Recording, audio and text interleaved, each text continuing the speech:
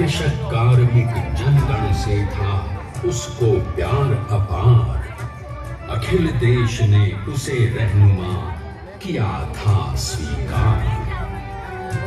गांधी बापू का शिष्य, सत्य अहिंसा का अवतार, किंतु एक भारत करने को धर लेता हथियार। लौह पुरुष संबोधन था वो लोहे की दीवार। तेज पुंज तुम, शक्तिपीठ तुम, बल का सागर अपरंपार। ऋणी देश का नम्र नमन तुम स्वीकारो साकार।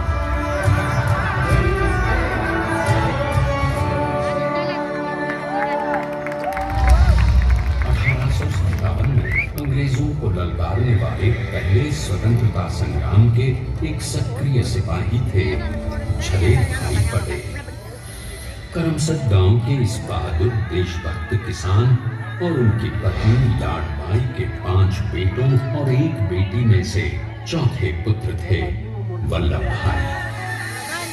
बालक वल्लभ ने करमसद के बाद नडियाद से अपनी हाई स्कूल की शिक्षा पूरी की। फिर 13 साल की उम्र में उनकी शादी भी हो गई, छोटी सी झवेर बाई से। 2 बच्चों, बेटी मणिबहन और बेटे डाया भाई को जन्म देने के बाद झवेर बाई असमय ही चल बसी। सदी बदलने और 20वीं सदी आने पर उनका जीवन भी एक चमत्कार की तरह बदला। प्लीडर का इम्तिहान पास करके वो वकालत करने लगे। पहले गोधरा, फिर आणंद और उसके बाद अहमदाबाद में। मगर जल्द ही वकालत छोड़कर वो बैरिस्टर बनने की इच्छा से इंग्लैंड चले गए। लंदन में बैरिस्ट्री में अव्वल आने और वजीफा जीतने वाले वो अनोखे भारतीय थे। अब तो अहमदाबाद की वरिष्ठ अदालत में बैरिस्टर पटेल की जिरह और जीतों की धूम मच गई।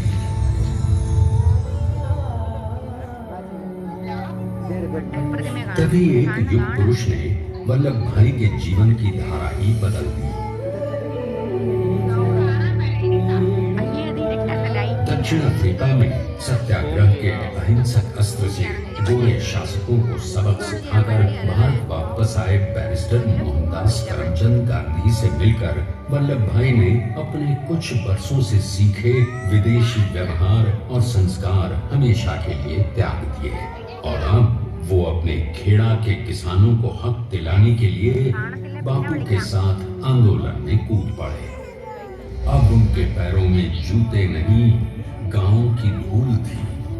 हृदय में भारत भूमि की शस्य श्यामला धरती, मन में थे गांधी और मस्तिष्क में एक नए स्वतंत्र भारत का सपना।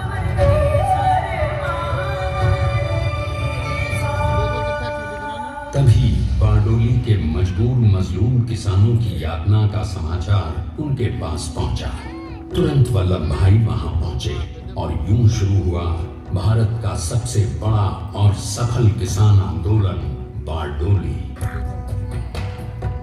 वल्लभ भाई ने बारडोली के 87,000 किसानों को ऐसा अटल अडिग अचल मनोबल दिया कि अंग्रेजी सरकार हिल गई और 1 बरस के बाद उनका लगान माफ कर दिया गया। अब तो पूरे देश में लोग वल्लभ भाई के नाम की कस्में खाने लगे। स्वयं महात्मा गांधी ने कहा, अब वल्लभ भाई मेरे शिष्य या साथी नहीं, सारे देश के सरदार हैं और देश को मिल गया एक अनोखा असरदार सरदार।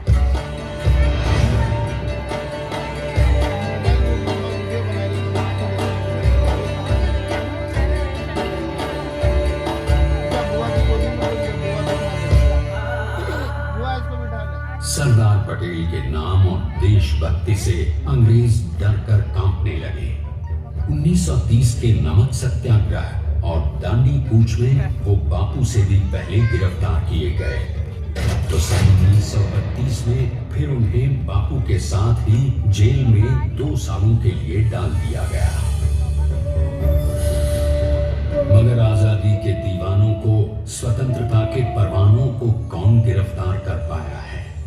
जेल से छूटते ही सरदार को कांग्रेस के नए राष्ट्र अध्यक्ष पद पर चुना गया और उनकी सरपरस्ती में राष्ट्रवादी भारतीयों ने तमाम ब्रिटिश सूबों में जीत हासिल कर वहां अपनी स्थानिक सरकारें बनाई।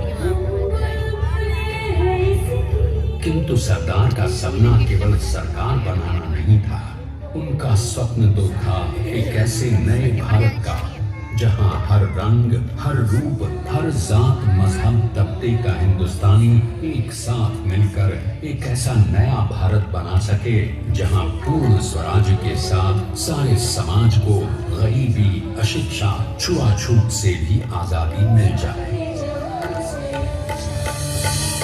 इसकी पहली रणनीति थी भारत को अंग्रेजों की गुलामी से आजादी, ताकि भारत के लोगों की अपनी सरकार सबके साथ और सबके विकास के लिए काम कर सके।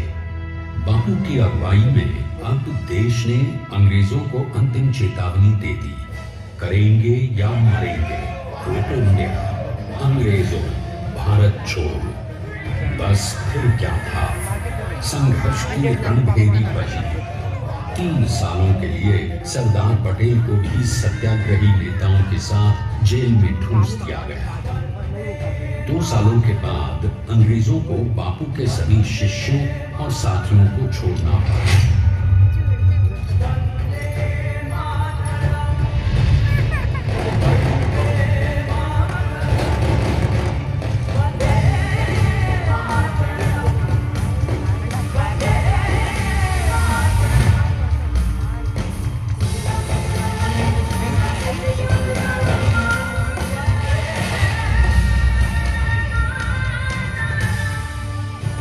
स्वतंत्रता के स्वप्न के सच होने के साथ अब सरदार पर कई एक नई जिम्मेदारियां थीं। आने वाली आजादी की तैयारी और एक नए भारत के लिए नए लोकतांत्रिक संविधान की संरचना। जैसा उनके साथी ने खुद कहा था, सरदार ने ही छेनी हथौड़ी लेकर एक नए भारत को उकेरा है।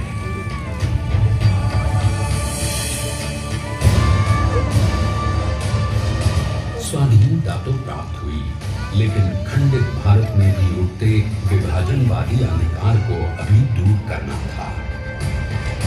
जब देश के खंड खंड होने का भय उत्पन्न होने लगा, तो सरदार ने निर्भय होकर खुद अपनी केंद्र सरकार और साथियों को भी चुनौती दे डाली और जम्मू कश्मीर को बचाने के लिए सारे देश का आकाश वायुयानों से भर गया।